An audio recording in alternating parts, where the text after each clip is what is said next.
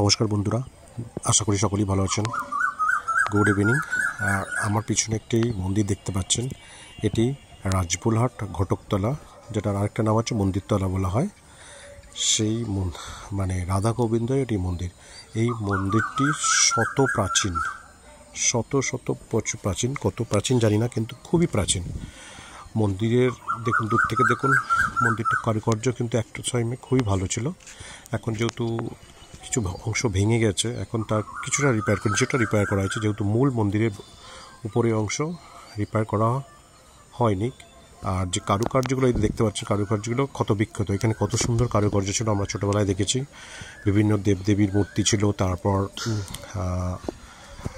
যে হিন্দু স্থাপত্য শিল্পের যে সমস্ত নিদর্শন এই দেয়ালে পাওয়া যেত, কিন্তু বর্তমানে সেটা ভগ্নপ্রায় হয়ে গেছে। কিন্তু জাস্ট দেখতেই পাচ্ছেন সুন্দরভাবে একটু জাস্ট ওই মন্দিরের যে মূল এটা দেখুন, একটা দরজা কত প্রাচীন, সেই পুরনো দরজাটাই রয়েছে। আর মন্দিরের সব কিছুই তৈরি করেছে নিচটা, কিন্তু উপরটা এখনও তৈরি করা হয়নি। এরপর দেখবেন মূল দরজার যে মন্দিরের যে মূল দরজা দেখতে পাবেন। এই দেখুন মূল দরজা, এটা দিয়ে সাধারণত রাধা গোবিন্দকে নিয়ে যাওয়া হয়, বিশেষ করে রথের সময়। জগন্নাথ রূপে কল্পনা করা হয় ওই রথে। আমাদের রাজবাড়ির যে রথ আছে বিখ্যাত, সেই রথের সময় আর কি এইখান থেকে রাধা গোবিন্দকে নিয়ে গিয়ে রথের চূড়ায় বসিয়ে তারপর রথ টানা হয়।